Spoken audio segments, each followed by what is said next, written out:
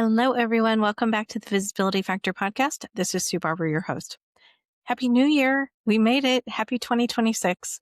I am so excited. I love this time of year because it gives us a chance to start over, to start with a clean slate, to figure out what it is we want this year and to create it.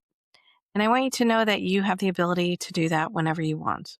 You can create what you want for your life, for your career, simply by just starting, trying to take some actions. And I think sometimes we make it bigger than it needs to be. And I want you to know that you can take small steps. These small habits that you might create for yourself can change some things in how people see you and how you see yourself. So I want to give you 3 questions to think about. The first is, what are the things that you did this year that really surprised you? That were opportunities that you didn't expect, that you surprised yourself in what you did, that others gave you feedback that was really incredible and you were so excited to get. Look at the positive things that really happened over 2025. Are those things that have helped you grow and develop into someone who's more influential, someone who's more visible? I want you to spend a few minutes just thinking about that. Just set a timer for 5 minutes and write down as many of those things as you can think about. Just write them as bullet points. You don't have to spend a whole lot of time putting a lot of detail around them, but I just want you to take a moment because we rarely reflect.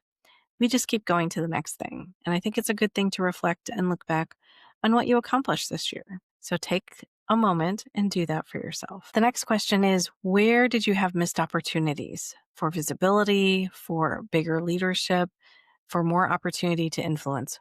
Where did you miss out? And sometimes those things happen because we are afraid. We are scared to try something that's bigger and it feels like we won't be able to do well. So we might tell ourselves a story that we can't do that. But what if you start to pay attention to where those missed opportunities exist? What happened in that moment? What was the messaging you told yourself? What were the things that maybe other people told you that you believed, even if they weren't true? Did they tell you that you weren't smart enough, you weren't good enough, or that you didn't belong at the table and you believe them? Those create missed opportunities. So take a moment and just, like we did for the last question, maybe set a timer. Maybe you only do it for 2 or 3 minutes this time. But think about where you missed out on opportunities.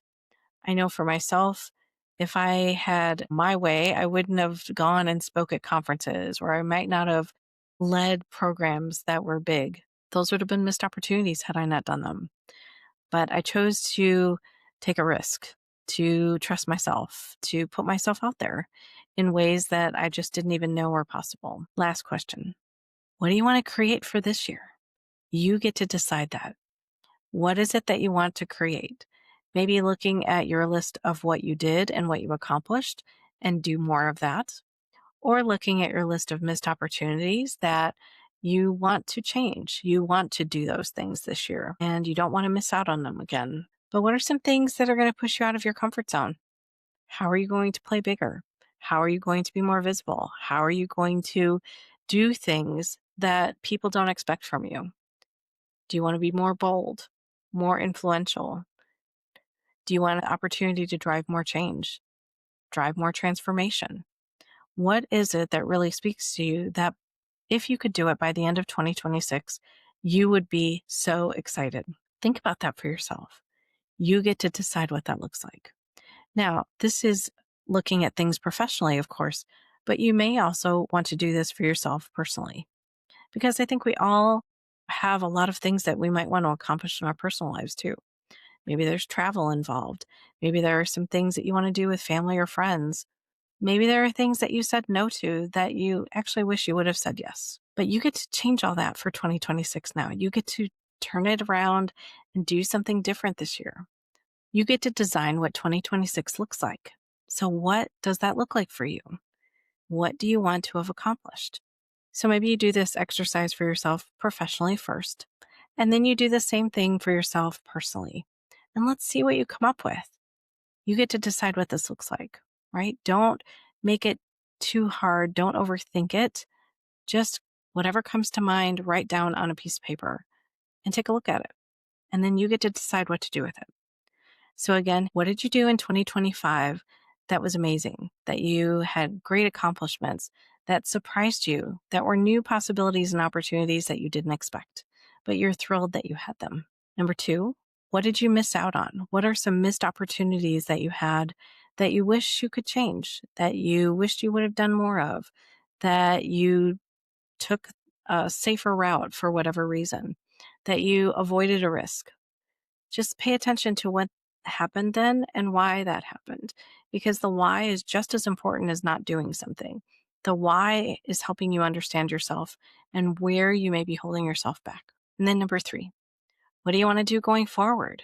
What are you going to do in 2026 that is amazing for yourself, whether that's personally or professionally? How do you want to show up? How do you want people to see you? What perception do you want to create? What accomplishments do you want? What do you want to do for your team if you have them? Think about where you want to be by the end of 2026 because you get to create that right now. I wanted to take a moment to thank everyone for being with me on this journey with this podcast. We are at 200 episodes. It really has flown by, honestly, to get to interview such amazing people on the podcast and share those ideas with you so that you can learn from them.